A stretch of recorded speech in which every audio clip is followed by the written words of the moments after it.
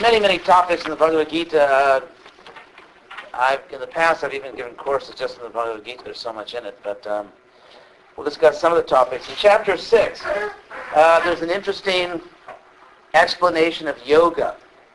And you find this statement, for example, Yatha Deepo Nivatasto Nengate Supamasprita, that just as a lamp in a windless place, or the flame of a candle or lamp doesn't flicker.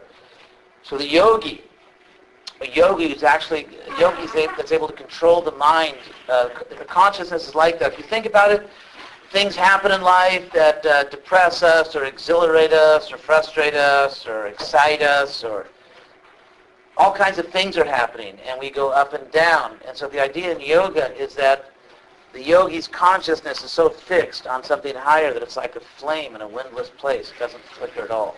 So that's an example which is given. Then there's a further statement that in spiritual life there's actually a higher pleasure. And so there's a paragraph in the Bhagavad Gita in Chapter 6 where Krishna says that by the practice of yoga, when one is able to transcend lower consciousness, one becomes satisfied by, to use Krishna's language, Atmanatmanam Pashyan Atmani Tushati. It's a typical statement from the Gita that one sees the self within the self by the self. So this is a typical Gita statement that you see the self within the self by the self. And so in trying to understand what that means, of course, the first point is that our real self, according to the Gita, is not the body. The body was compared to a covering. The real self is... Anyone that's late has to stay and clean the room after the class. So, that we have to make an endeavor, we have to actually exert ourselves, to use a favorite word of Jane Austen, that we actually have to exert ourselves and we have to see our real self within the self. At the present time, we're taking ourselves to be the body, basically. In other words, American or Chinese or African, this, that, whatever. Our body has a particular race, particular gender, size, age, propensity, and so on. And so the idea is that one has to find the eternal self within all this, because the self based on the body, for example, in this life, this time around, if I got an American male body, that's a certain age, then that's temporary. I mean, ultimately, this body will end. And according to the Gita, based on my consciousness and activities in this life, I have to accept another body. And so that identity, that whole identity of being male, American, and so on, coming from a certain family, all that will vanish, and I'll take on a new identity. The point here is that none of these identities, none of these temporary identities are really me. So the purpose of yoga is I have to find who I really am, permanently, eternally, and not be faked out by the apparent identity which is based on my material body, and even to some extent based on the material mind. Because our minds also have different natures. Some people, for example, are impatient. Some people are patient. People have different personalities, different mental states. And according to the yoga system, to some extent, that too is temporary, because, I mean, you can see some people, for example, when they're young, they're a certain way. As they get older, they develop a different personality. They calm down, or they get excited, or they change their interests. I mean, it happens all the time, unfortunately, in marriage or in relationships. People think they've got a great relationship, and then, lo and behold, the other person suddenly has some kind of like psychological extreme makeover. Or the person suddenly doesn't like what they liked, or doesn't like what they used to like, or likes what they didn't like, or just changes. People change. And so many relationship, most of them I think, I mean, that's what happens. Sometimes people change. So even our mental state, even that that aspect of us may just be a material covering that changes. So the idea is to find our real identity, our real form. And fact, there's even a term which is used a lot in this literature, and someone attacked the chart here. There's a word which is commonly used, swarupa, which means one's own form, your real form, who you really are, how you really look when you find your eternal identity. And so that's basically what yoga is. That's what the Gita is teaching. It is the great quest for the self, trying to find yourself. As inscribed, or as, declared by the oracle at Delphi, know thyself. So anyway, so Krishna says that seeing yourself, when you see your real self, then sukhamatyantikam jata buddhigraimatindriyam veti. Then you will realize a pleasure, a happiness, which goes beyond anything you've ever experienced before. That's the claim. And an interesting term, this pleasure, the spiritual happiness, is buddhigrayam, which literally means acceptable to your highest intelligence. Like sometimes some things feel good, but then, when you wake up the next morning, you wonder if you should have done it. And so the idea here is that this spiritual pleasure, your best, clearest, highest intelligence approves of it. Because you can see that it's in your ultimate self-interest. It satisfies not only the nerve endings in your skin, but it also satisfies your brain. It satisfies your highest sense of virtue, of the kind of person you want to be. It has integrity, and it's in every sense in your highest self-interest. So that deep satisfaction, Krishna says, it's a pleasure that goes beyond everything else, acceptable to intelligence, beyond the senses. And there's another point made in the Gita, is that real happiness does not depend upon bringing your senses into contact with a particular object. Like, let's say, for example, you find a certain scene beautiful. So as long as you can maintain contact between your eyes and that object, your happiness. English. You're happy. However, if you lose that contact between your eyes and that object, then you're unhappy. Or as long as we can eat certain kinds of food, and on and on and on. As long as we can hear certain kinds of sounds or be with certain people. So the idea here is that, it's like, I'm thinking of an example, it's like those backlit screens. They used to have movie projectors. This is something you can read about in your history classes. They used to have these movie projectors where they would actually project light onto a screen. So if anything got between the screen, the screen was here.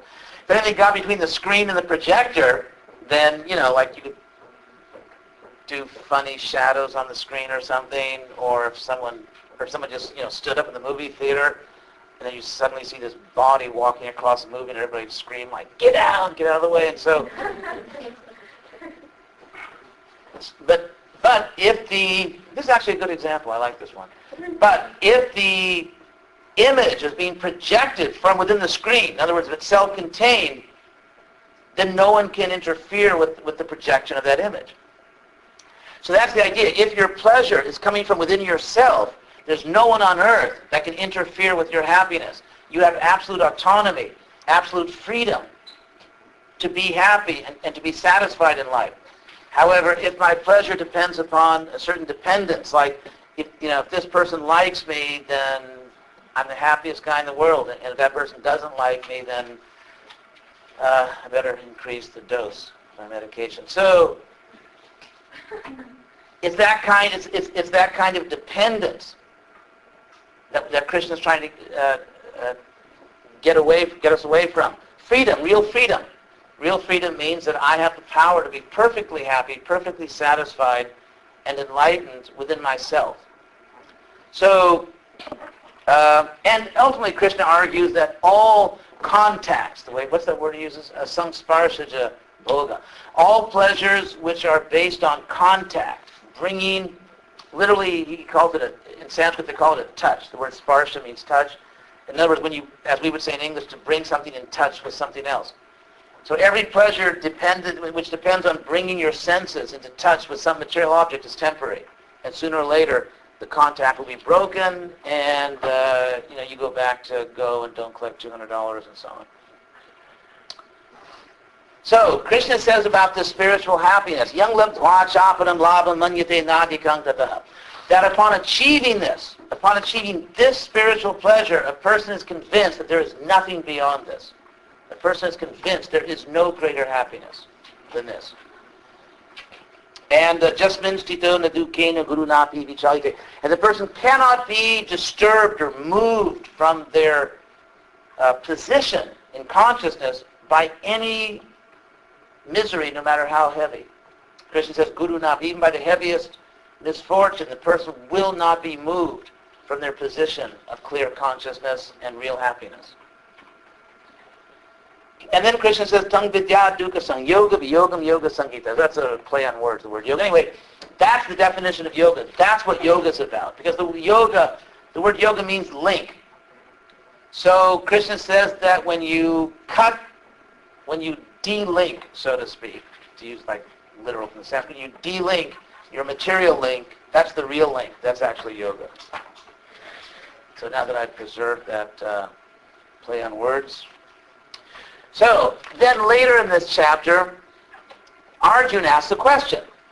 Arjuna says, well, what happens if I begin this spiritual discipline? What happens if I sort of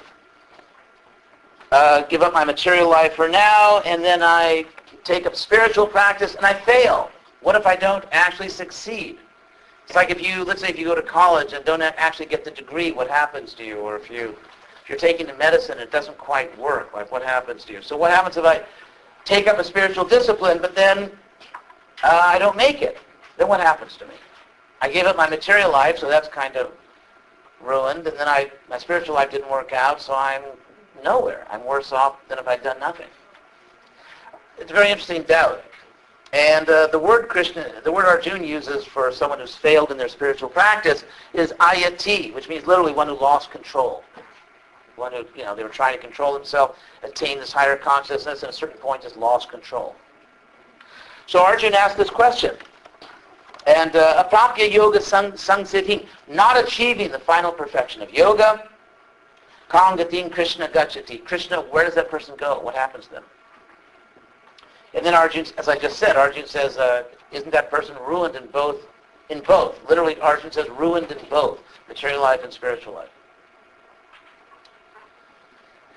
So, then Arjuna said, this is my doubt, Krishna. The Etan me sang is very modern. I mean, in Sanskrit, it sort of sounds like English, Sanskrit. Etan me sangshan, Krishna. Krishna, this is my doubt. This is my doubt. Chaitanya says, so please, in English, you remove a doubt or dispel a doubt. In Sanskrit, you cut a doubt. That's just the way they talk. So you cut a doubt in Sanskrit. So Arjuna says to Krishna, no one but you can remove this doubt. So, then what does Krishna say? Sri Bhagavan Uvacha, Krishna says,